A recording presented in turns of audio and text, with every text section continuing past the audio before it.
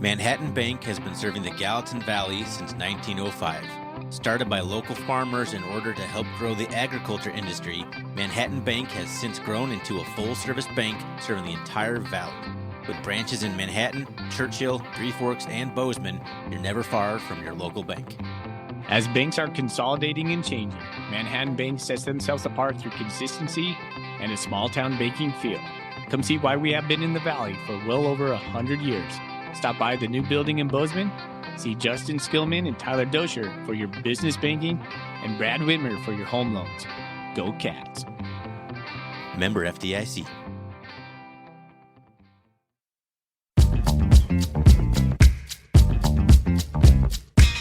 Welcome, everybody, to the R&R Catcast, a fan-based podcast focusing on Montana State athletics. We're two dudes named Ryan from the state of Washington talking about our dear Montana State. We hope you enjoy.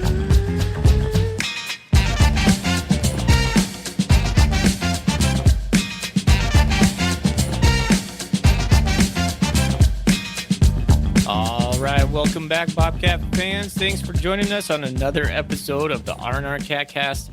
I'm one of your hosts, Ryan Foley.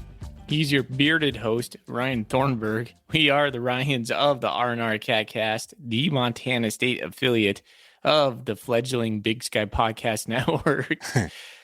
And we have a awesome sponsor in Manhattan Bank. 4 locations, Bozeman, Churchill, Manhattan, and Three Forks. Justin Company came on this year, reached out to us, and we were just tickled pink to be sponsored by those guys. They seem like really cool guys, taking care of all your banking needs in the Gallatin County. Thorny, we're back, buddy. It's football time again. We're back. How are you doing? We're back. Yeah, I'm doing good. Trying this again here. We had a little bit of issues getting this together. Life gets in the way sometimes.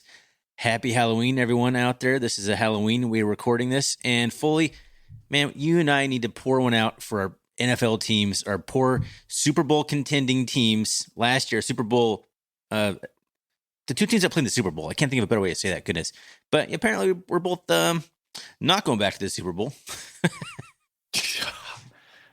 Well, I'm not going to say that yet. You have a better chance. Yes, the Rams are done. The Rams are done.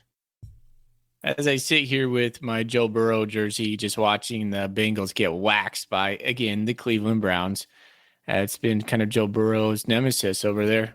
I mean, he has a stellar record against the Steelers, but the Browns just have his number. Anyways, let's not talk about the Bengals, but Houday, have a good one. Hey, I'm feeling the same way. The Rams lost, I think, the 8th straight regular season loss to the Niners. So the nemesis of the Rams. Yeah.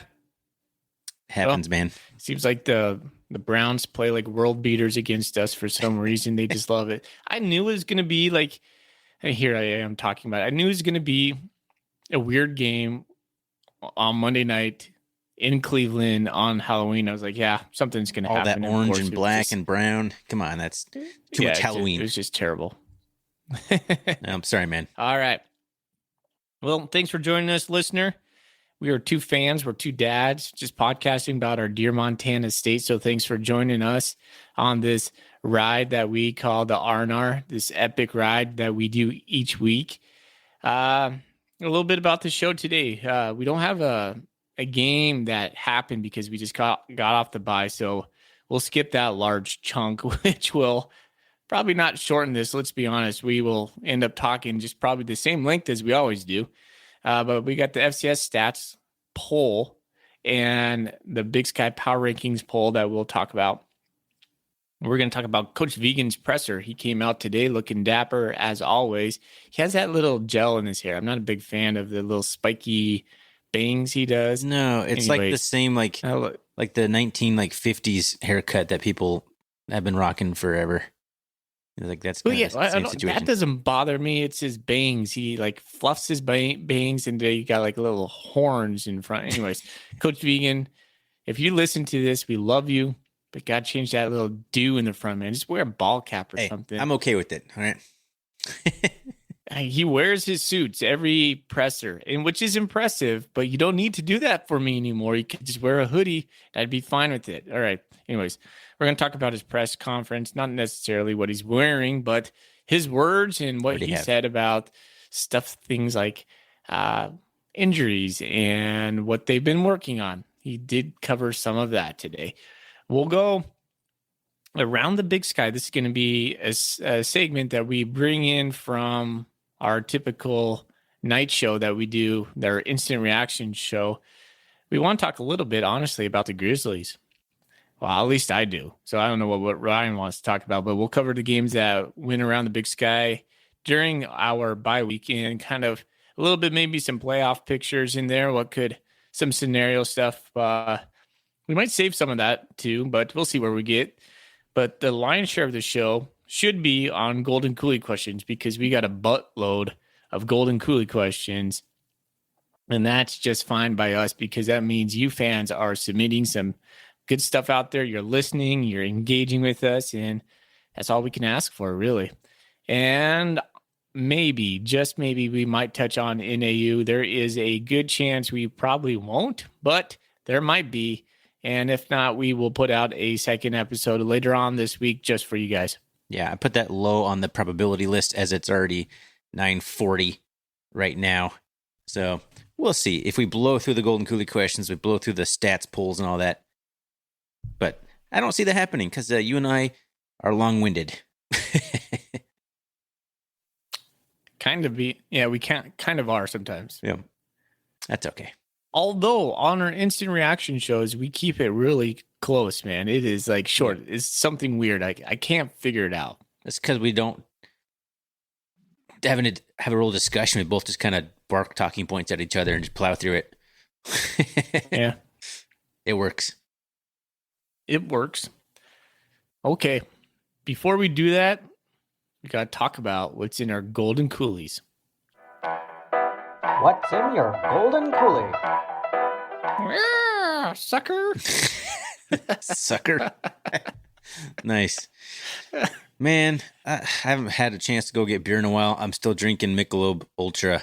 It's not even my secondary beer today. It is my primary beer. It's what's in. It's not even my Golden Coolie because I've mentioned many times before the skinny can doesn't work in the Golden Coolie. It's like a huge jacket on a tiny little skinny guy. It doesn't work. So just a naked can over here, like some sort of Neanderthal. Oh, but I just kind of feel bad for you, man. I'm drinking beer, talking football with my buddy. I'm doing all right. Okay. Good perspective. I have Modelo. Ooh. Especial. So, yes, I picked up a 12er of that kind of expensive 12-pack Modelo. Not way more expensive than a 12-pack of Rainier. Everything's expensive, but yeah. Not going to lie. All right. Well, my Modelo does fit in my Golden Coolie.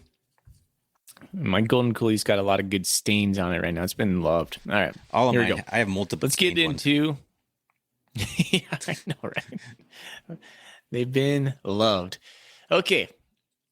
Let's get into the FCS stats, the statistics, the rankings that I always screw up the way I talk about them that came out today.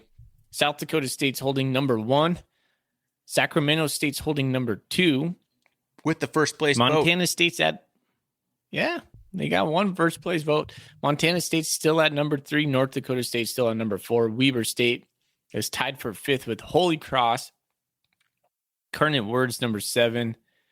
William and Mary's number 8. Jackson State, who doesn't really play in the FCS playoffs, they're number 9. They're 8-0. That's Neon Dion's team right there.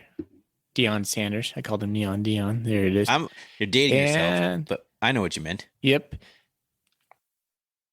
Down number 15 is Idaho, just below Richmond, the Spiders. Man, could you imagine being a fan of the Spiders? You would have to wear spider gear. I don't know if I could do it, dude. I'm okay with that. Anyways, yeah. And Montana slides down to number 16. They were at 11. They just keep creeping down. Someone texted us today or something about like Montana's 5-3. I can't believe they're still in the playoffs or in the top 25. Yes.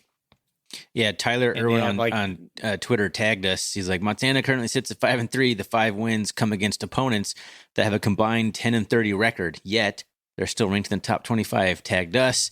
Tagged Barstool Bobcats. Was like, the people want us to talk about the Grizz fully.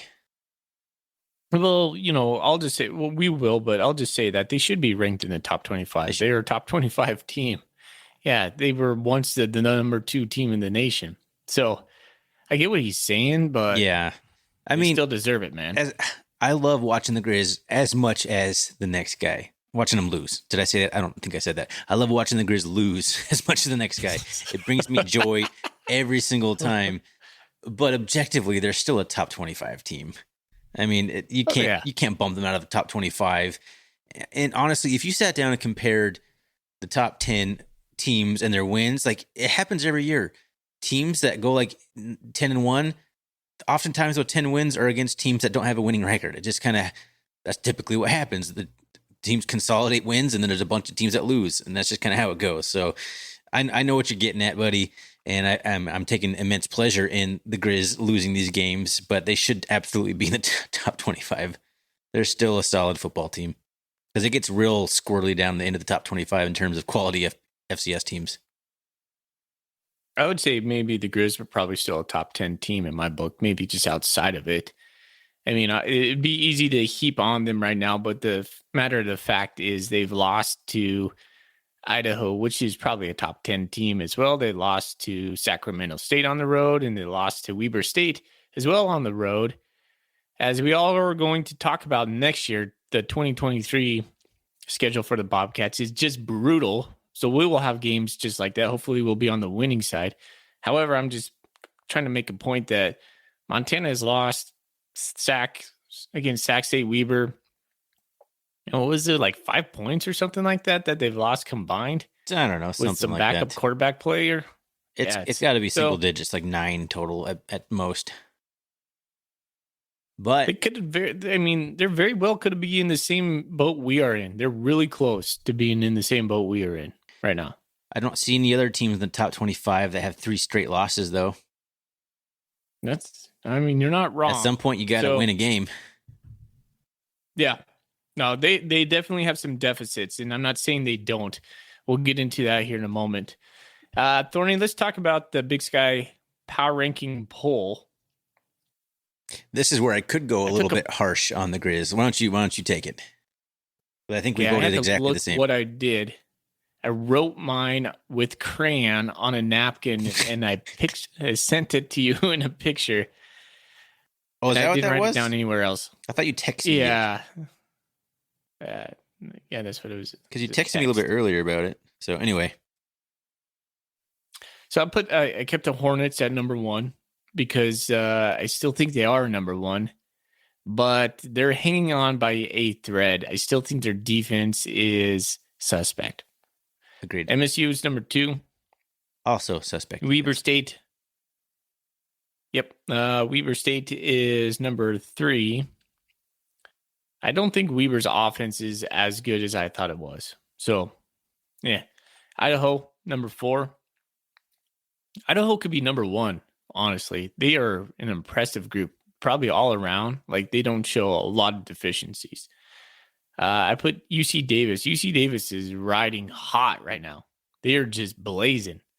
They're putting up almost like 700 yards of offense in back-to-back weeks. It's just unreal what they've been doing. But they have some big games coming up. Yep. We'll see what happens with those Aggies. Then I have U of M in number 6. And then right there afterward, I have a layer of teams. PSU and Eastern Washington, I feel like are in the same stratosphere. And then I got NAU, Idaho State, Cal Poly, Northern Colorado. So I think I had it exactly the same as you. Maybe at the bottom, I may have put Idaho State last and Northern Colorado before that, based solely on the fact that Northern Colorado beat Idaho State at one point. Like, it doesn't matter. Those last 3 teams are in a stratosphere of their own. It's Cal Poly, Idaho State, and Northern Colorado absolutely just fighting for that gutter spot. Then there's kind of like NAU in there. Yeah, and then you got like the Portland State and the Eastern Washington, which was a pretty crazy game against those two against each other. We'll talk about that here in a minute. And yeah, I had the same way. I put UC Davis above the Grizz because I think right now, if the Grizz and the UC Davis played on a neutral field, I might pick Davis to win that game. That's kind of always my when I'm choosing between two teams in a spot, who do I think will win on a neutral field between those two teams? I think UC Davis with the way they're playing, and the Grizz are just kind of flailing right now, hanging on by a thread. So I would pick probably Davis in a game like that. So therefore, Davis, my 5th ranked team, and the Grizz dropped down to number 6 in my poll. Given that thought, who would you pick to win on a neutral field between Eastern and Northern Arizona? It's a good question. Probably Northern Arizona at this point. I'm off the Eastern train, man. They're playing. Me too. They're playing terrible, and they've clearly just kind of given up. Yeah. So I don't know. In that regard, maybe I should put NAU above Eastern Washington, I suppose. But they weren't. I didn't have them in the same right next to each other. It came out. I'll just do the top 6 here because that's kind of the people are interested in. Sac State number 1, Montana State number 2, Weber State number 3, Idaho number 4, Montana number 5, and UC Davis number 6. So people are still putting the Grizz up above UC Davis, which I'm okay with. But I know you and I both voted the other way around. But people still thinking the Grizz are the top 5 squad. I started a thread on Bobcat Nation about the power rankings, and it's gotten some good play, some good traction, some good comments on there. And it's good to see Wildcat, one of the Weber faithful that posts on the board, taking some stances on there as well. I'm not sold Montana State as number 1. Some guys are putting Montana State as number 1. I don't know. It's tough. There's not a clear team that stands out to me as number 1. No, I thought it was Sac State about 3 weeks ago. I thought they were kind of in a class of their own, but then they played the Grizz in Idaho. And yes, they won those games, but they escaped narrowly in both those games, had to kind of come back at the very last second against Idaho. Again, we'll talk about that. But yeah, I think every team that's played the other power teams has just squeaked by. I mean, you look at it, like every single top 5 team that played in their team has barely beaten that team. So I think all 5 or 6 teams right now are pretty similar. Well, before we get into the presser, let's go right into the around the Big Sky, because I think this would parlay right into that perfectly. All right. Where do you want to start? Do you want to save the Grizz for last? Because I think we'll do the most talking about that probably. Yeah, I think that's fine by me. There we go. All right. Do you ever click on the ESPN links and then the ads start playing and then you can't hear anything because like the movie ads are playing on the side? Yeah, you have to go in your settings and like figure out how to auto mute it. It's in there somewhere. I had to learn this the hard way. Every time. It snuck into, I think it was last year on the podcast, it snuck into some of the recordings because it would start playing. It goes through my microphone onto my recording, so I can't like parse it out. It's embedded into my audio, so I had to just leave it in there last year. Right? So there's a couple times where we're talking, you hear like Scott Van Pelt talking or something. Okay, getting sued by ESPN. All right, let's see. Oh, this is week 9, so I need to go back, or week 10. All right, well, I'm going to start while you look around there. Portland State. I'll start there. Portland State takes down Eastern Washington 38-35 in just a weird game. I think it was 35-0 at one point for Portland State. And Eastern Washington, I think, scored a touchdown at the end of the first half, 35-7. And then Eastern comes storming back in the fourth quarter, mainly 21 points in the fourth quarter. But Portland State at some point kicks a field goal in the fourth to win 38-35 in Cheney. So, man, the Eagles are they're done. They are done this year. They have given up. It's a rebuilding year. They got some young talent. This is not the Eagles' year. But holy cow, man! I don't think I would have seen the day where Eastern is gonna have a losing record. Their first one since like 2006 or something like that. Yeah, I watched that game. It was really entertaining. There was tons of offense. Yeah, Talkington almost passed for 400 yards, just six yards shy of that. 36. They came storming back. Yeah, they scored 21 points in the fourth quarter, man. It was insane. Portland State was just like clenching, like, hold on. And then Eastern was just riding momentum. I kind of feel bad for Eastern, but I really don't. Yeah, I don't feel bad. And Portland State and Eastern, they feel like they belong together, don't they? All year long, I've been kind of like just figuring out which one to put above the other in the power rankings because they're right in that same mold. I kept thinking Eastern's got to be better than Portland State, don't they? But Eastern just keeps proving me that they're not. And then this game, they played each other in Cheney, and Portland State won. So clearly, Portland State at the moment is a better team. But yeah, they're kind of in the same class, as you can evidence by the 3-point differential there. Now, if we could only get Eastern to not kick our butts in basketball in Cheney. There we go. Yeah, that's a whole nother story. Yeah, there's something we can look forward to. Okay. All right, I'll take the next one. Cal Poly went in defeat to UC Davis, who, like I said, UC Davis is just a rocket right now. Davis beat them 59-17. The box score on this is just insane. I texted you a picture of this the other day. Let's see here, right here. Davis had 682 yards of offense. They had 688 yards of offense the week before. They passed for 425 yards, and they rushed for 257. I don't know. Cal Poly's awful. They're 1-7, 0-5 in conference, but they're going to beat the Grizz this week, right? That's right. Go Mustangs. That would be Mustangs up. Amazing. Davis, though. So a little bit about Davis real quick. They're like a really interesting team to me. Like, they had a really tough beginning of the year. Arguably, Montana State played their most complete game against Davis. And that's when I think the Bobcats, you get sneak previews of when we put it all together, how dangerous Montana State can be. Sam Houston State, UC Davis, those type of games when you watch Montana State just plow and just like dominate, you're like, holy cow. Can we put it together towards the end? Anyways, that's a different conversation. Davis has Idaho State coming up. I totally think they're going to just roll Idaho State. They should. And then they play at Idaho, at Sac State. So we will know in short order if Davis is for real. I'm going to be rooting for Davis against the Vandals, straight up. I'm not a Vandal fan. Like, I don't care for Idaho. I get that they have good fans and whatnot. I'm not a big Idaho fan. Yeah, I was on the Davis train here a few weeks ago when I started to piece it together. Like, Davis could potentially win out. And if they do so, and the Cats win out, the Cats are outright champs. So I started thinking this through. I'm like, Davis is going to be, so they're 4-4. They're going to be 5-4 heading into those last two games against Idaho and Sac. I mean, they can make the playoffs. Mm-hmm. And I just did the math. They've outscored their last three opponents since they played the Bobcats. Well, they haven't outscored. They've scored 173 points in 3 games.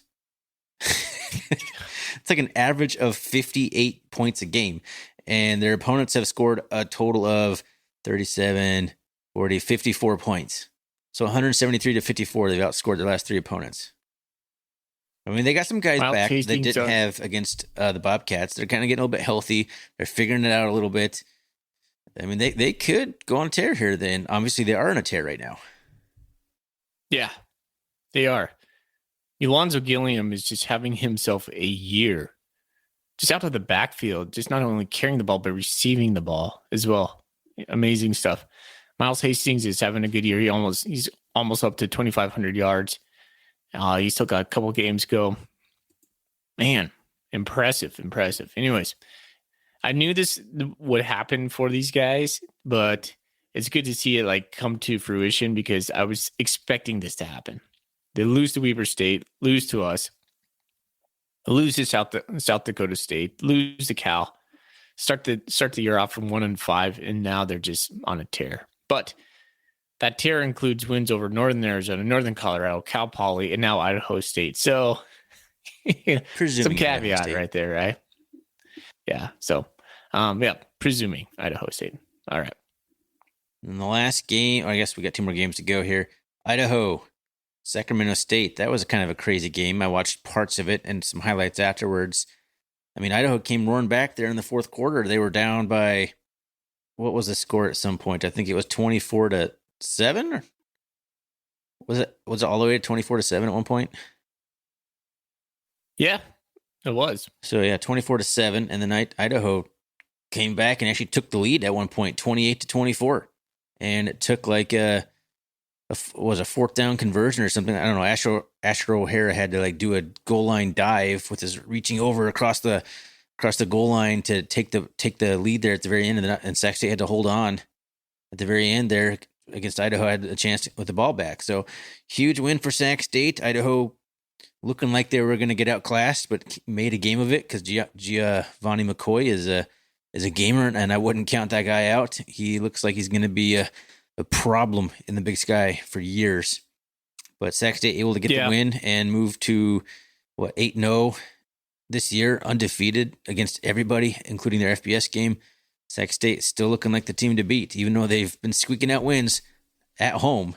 They're doing it. They're winning. That's all that really matters on the stat sheet. So Jake Dunaway committed 2 interceptions, or threw 2 interceptions in back-to-back plays. Like first play of the drive, interception. Idaho goes down and scores. Next one. That'll do it. First play, interception. Idaho goes down and scores. So basically, Idaho had 14 unanswered points. And then actually had 21 unanswered points before that because they had put up 7. And so Idaho just caught like lightning in a bottle in this game late because of that. Just all the momentum went to Idaho. And then they put Asher O'Hara in as a steady hand at the end, and he had pretty much the game-winning drive for them. I think here's about yourself where you're throwing. Sac State's 2-quarterback system is better than Montana State's 2-quarterback system. I'd sell that.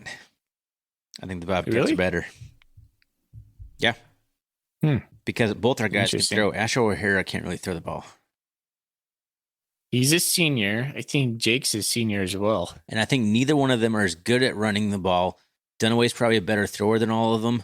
But if you're talking about, I mean, I'm biased, I think, on this one, but I would take the combination of Malott and Chambers over Dunaway and O'Hara.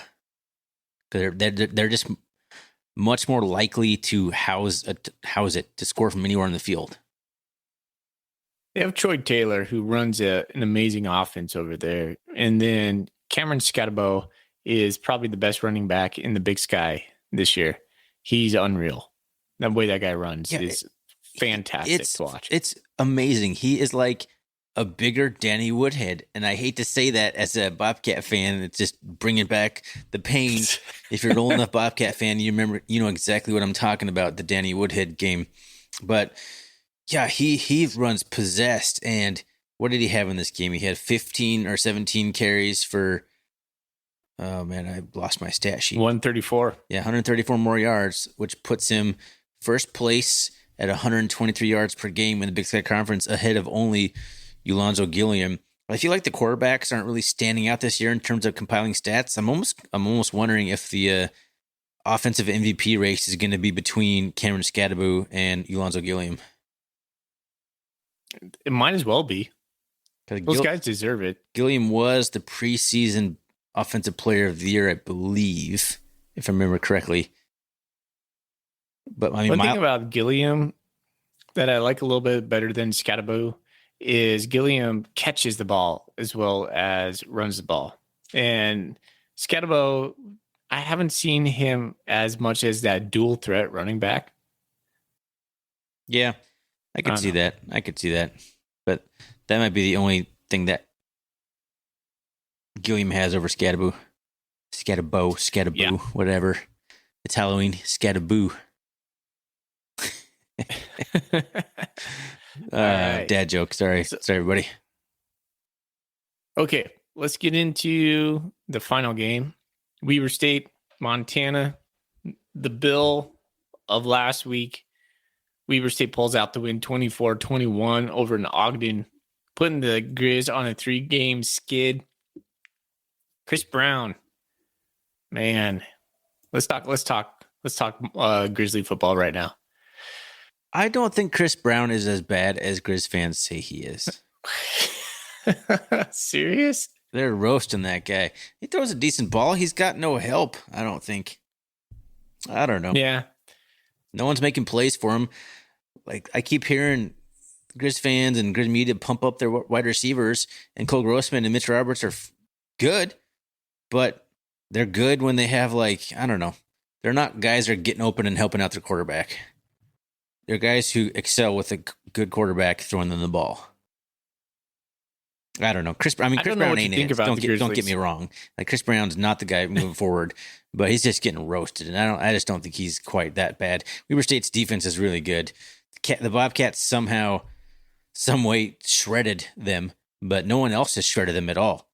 But I mean, 115 yards or whatever of total offense for the Grizz, 72 yards through the air from Chris Brown. That's ugly, man. That is ugly. It really is, dude. It's bad.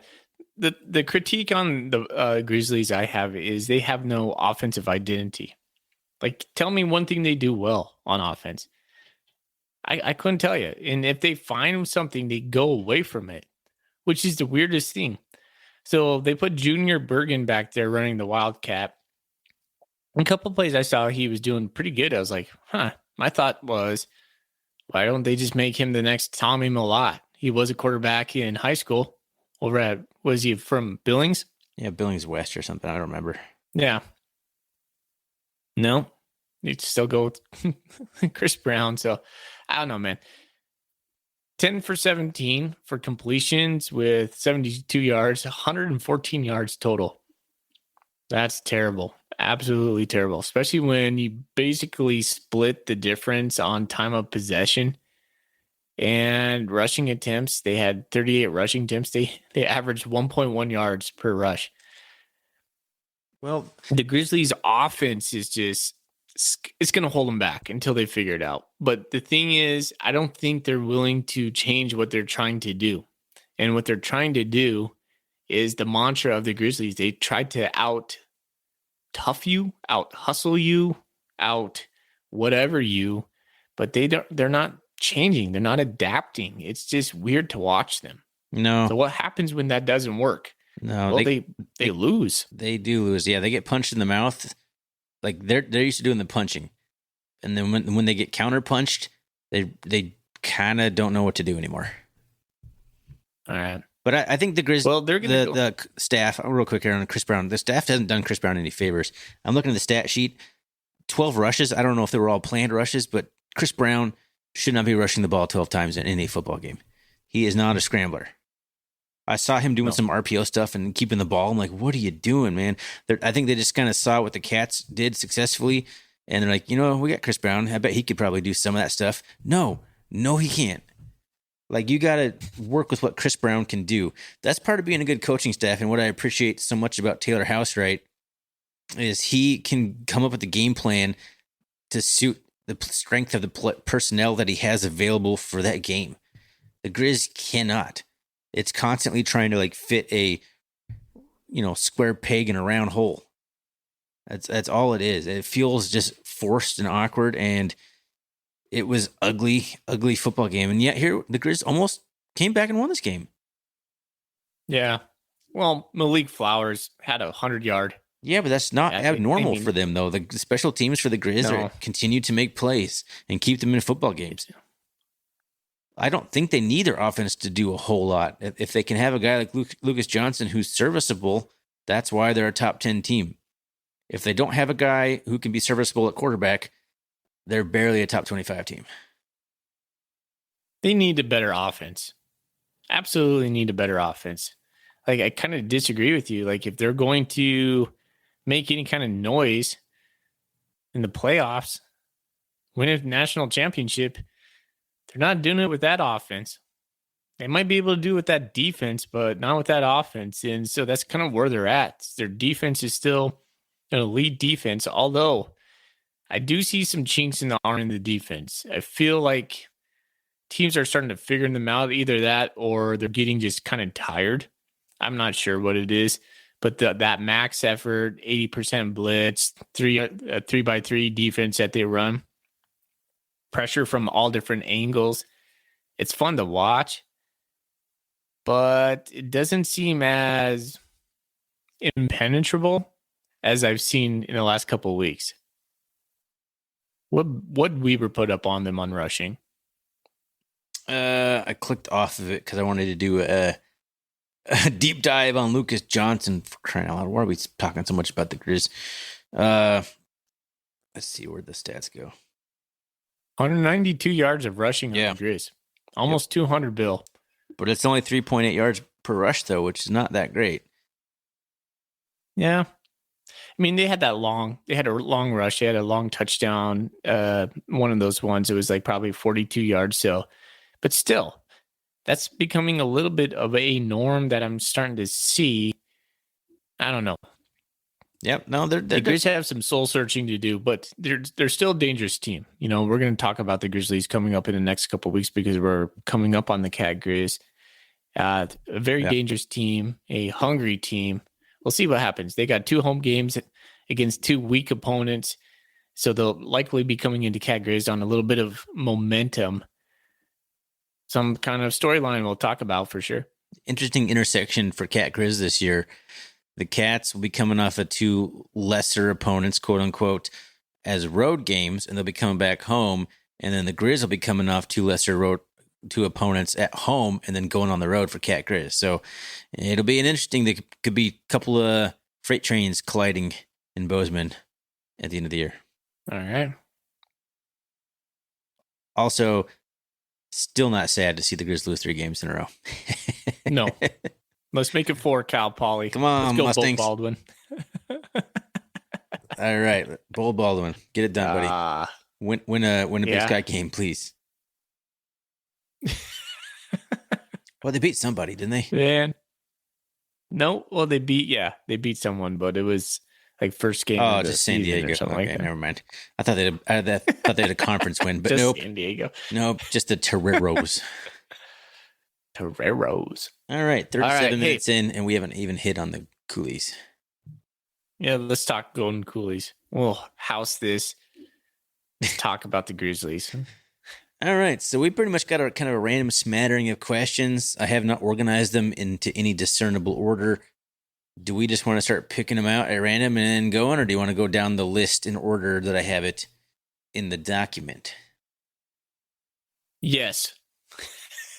Actually, the first one's kind of a good question because it kind of piggybacks off the conference discussion. Or no, he already, dang it. We were going to do this one last week, so this is no longer relevant. Sac State and Idaho play each other this week, and which one should we want to win? Well, doesn't matter now. It would have made probably more sense for Idaho to win that game to give Sac State a loss, but doesn't matter now. Good question. That was an email from Joe Bobcat. Thanks for the question. Sorry we didn't get to it while it was relevant. We let that one expire. Our bad.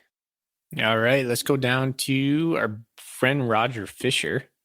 So every week, I worry that someone will exploit our defensive problems and beat us. Every week, except against OSU, we seem to be doing enough to win.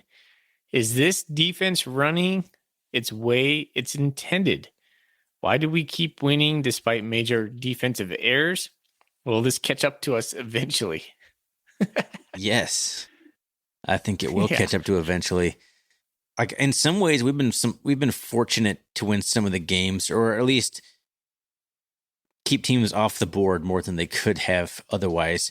I mean, dating back all the way to the McNeese State game, I think they dropped a slant pass over the middle. Like I feel like teams have been dropping wide open slant passes against the Bobcats multiple times throughout the year. Like that's not going to happen all year. That luck is going to run out. I feel like a lot of incompletions are completely unforced incompletions against the Bobcats.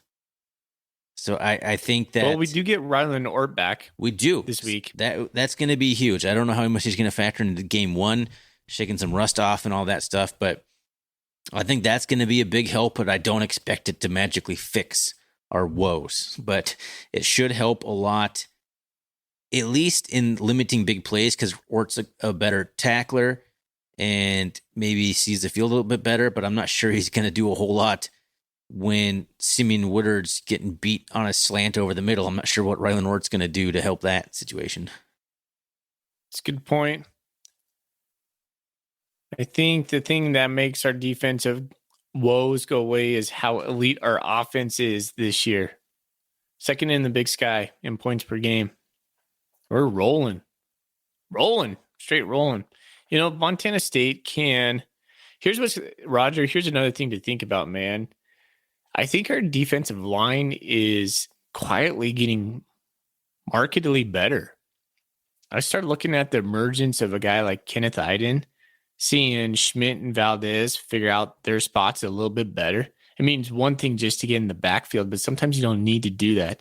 There's a little bit of nuance back there that you kind of have to play that dance where rushing and containing your gap. Sometimes you get too far back and then, break contain forward. But I think like guys like Brody Grebe learning his role a little better, and the onset of Kenneth Iden coming onto the scene, that's big time news, man. So the guys up front, one thing that Montana State's done really well, I thought this year, Thorny, and I want your opinion on this, is we have been getting pressure with 4. We're not a big rushing team. It's a big blitzing team. Your thoughts on that? I think they have slowly been getting better. I agree with you, and I do believe they're getting more pressure, but it's not really leading to sacks necessarily. But QB hurries are not a stat that the Big Sky Conference keeps. I wish it was, but I do believe they are getting better. We did struggle against Weber State in some ways. Now, and we had more sacks than I think they'd given up all year, perhaps. But Barron had plenty of time to sit back there and pick us apart throughout the game. So it just kind of depends. Like some games, it seems like it's getting better, and then other games, it seems like it's a step back. Overall, I think the defense is inching forward, and they had a whole bye week to kind of do some self-scouting and figure out what exactly is going on. There's not always time to do that in the middle of game planning week to week for your next opponent. Hopefully, with Ryan Ork coming back and some self-scouting and the bye week to kind of sort some things out, we'll see an improvement there. But yeah, I do think that we're getting a little bit more pressure with the front 4, so that has been helpful. Okay, let's move on. Hey, Roger, thanks for the question. That was a really good one, buddy. Because the defense is something that is, high alert for all Bobcat fans.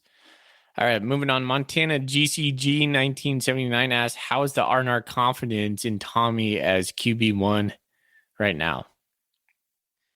I mean, it's high. It's high for me. Yeah.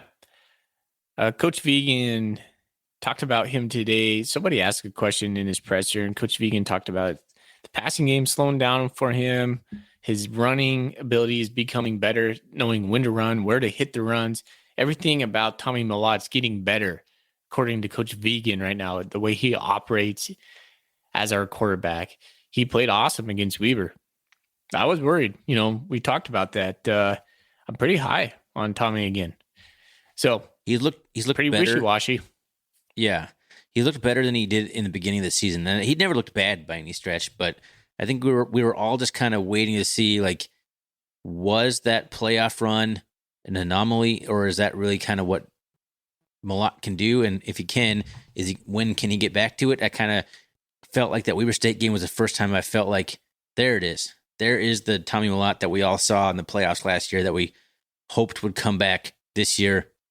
He finally got some big runs going in his way. Like that's what I was been waiting to see. And I think people are kind of confusing the fact that we really wanted Sean Chambers to take the reins as some sort of slight on Tommy Malott, and that's never what it was.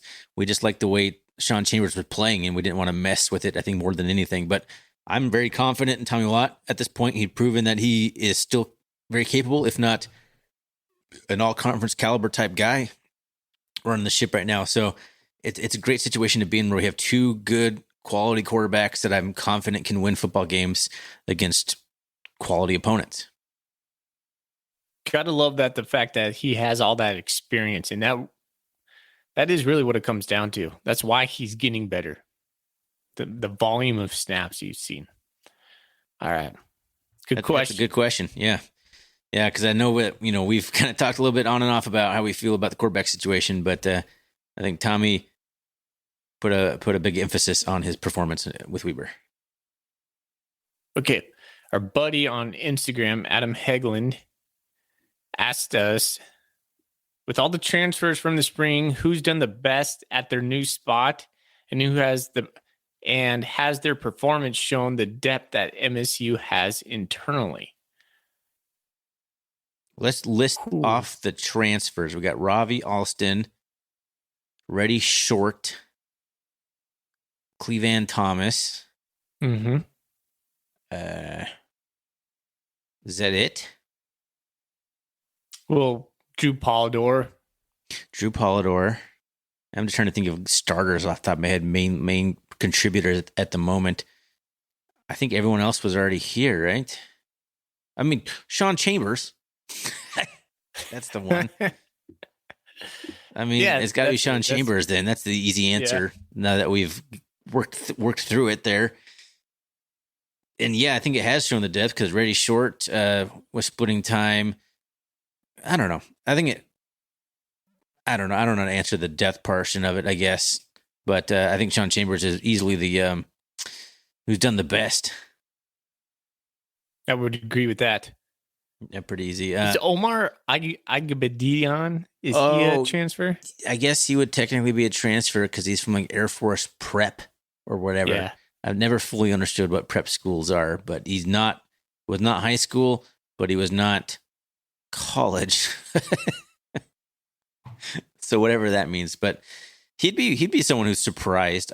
I think I would say he looks pretty darn good in his Weber State start, but he's been playing well all year. Like him and Cole Sain have been, rotating quite a bit this year, and I think that's really what helped him shine against Weber State because he had been playing so much already. So yeah, I would say he would be in the conversation for someone who's shown depth and ability as a transfer. All right, why don't you take the next one? Scott Smith on Twitter asks us, with the Bobcat success through injuries this season, are there any currently injured or otherwise unavailable players that we need back in order to get back to Frisco? Emphasis on need. Well, we got Rylan Ort back this week. That's going to be the big one. I guess the question really is, can we get to Frisco without Isaiah Afonso? Yeah, I think that's what he was hinting at that question. It's kind of the big one. What are your thoughts? Can the Bobcats make it to Frisco without the All-American Afonso? Does Afonso make our second best offense that much better? Would be a better question. It's kind of the hard part, right? Like, how much better can we run the ball? How many more yards can we get? And another thing to think about, I always thought that when we were running Afonso, teams were just teaming on him. Or queuing in on him is what I'm trying to say. There you go. And he was so good at still running the ball. But like last year, look at the Cat Grizz. When Afonso's in the backfield, where are they going, right? So it's a good question, Scott. I do think we need guys like Cole Sain, who's available this week. Rylan Ort is another one. Just like key guys that are not necessarily maybe your like all conference type of guys, but just like guys who are playing big time roles and big time spots for us. I think just collectively, we just need to be healthy. We need to hit a hot streak in the playoffs. And just, I think for us to get back to Frisco, we need to maintain our offensive productivity, keep channeling in Chambers and Malott, seeing how that works out. And our defense needs to take the next step. We need to be able to get more pressure with our front four and cover in the back end a little bit better. Yeah, I feel like the lack of a running ability will be low on the list of reasons the Bobcats won't make it to Frisco.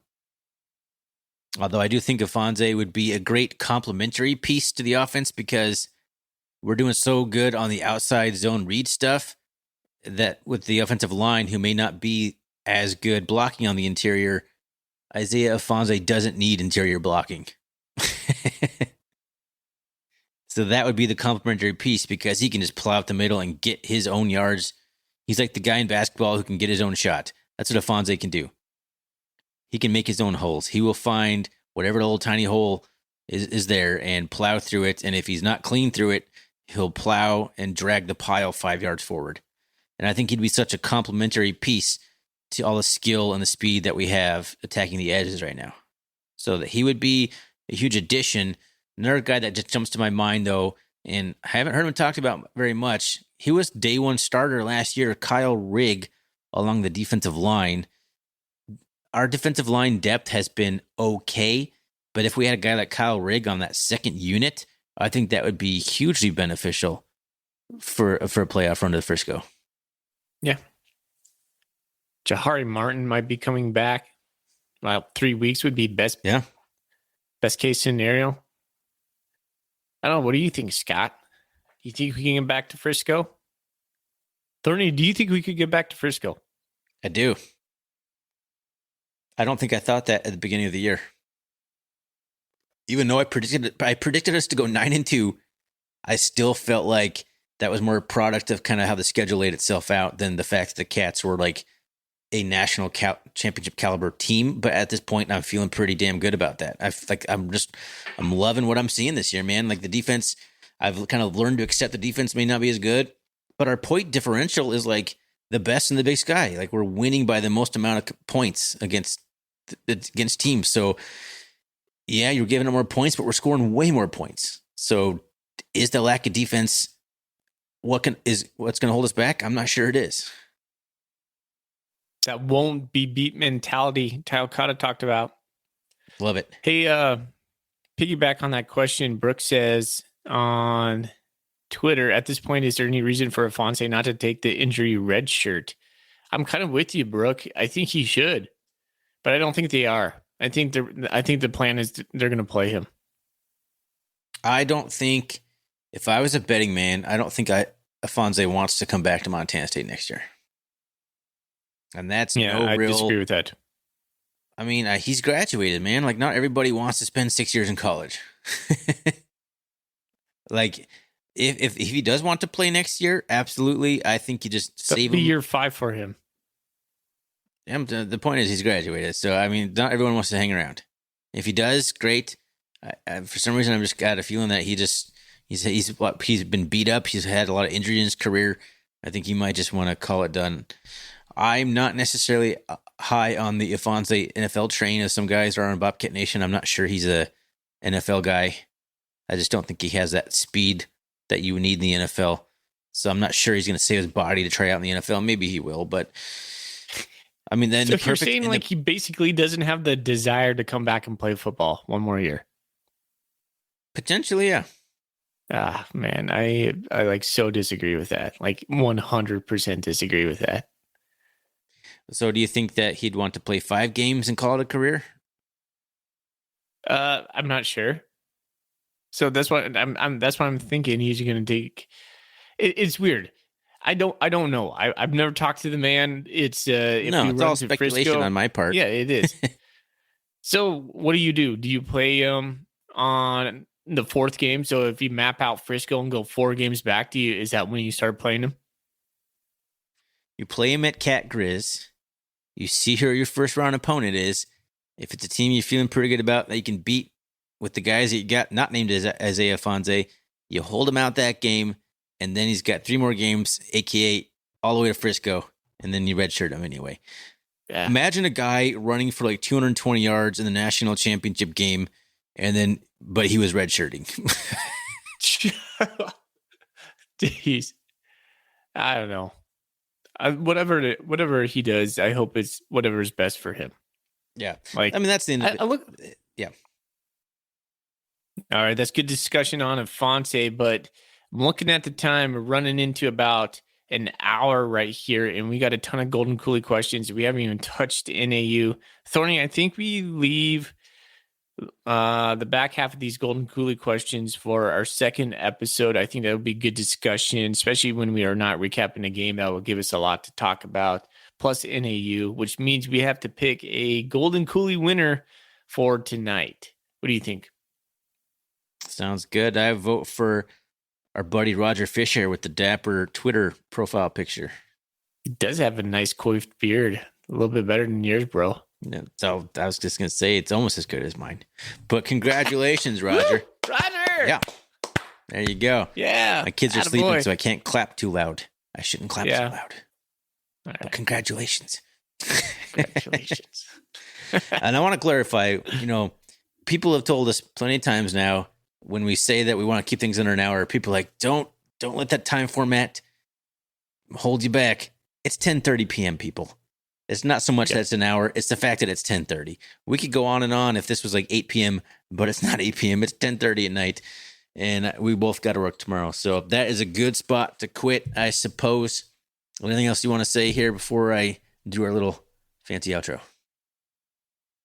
I'm excited it's game week again. I really missed Montana State football last week. I know you said just grab a bucket of popcorn and saddle up, but at Sunday, I was like, oh man, you don't get to talk about football. Like it was just a hole in my heart. I wasn't so much sad on Saturday not watching Bobcat football because I did enjoy watching all the other games. But you're right about Sunday. I'm like, okay, now I think I'm about ready for some Bobcat football because all the other recaps and stuff going on. Like I want to be recapping the Bobcats right now. I feel like a bye week's about perfect, give you a little bit of break, but then you kind of start chomping at the bit again. So we'll come back in later this week. We'll do an NAU preview.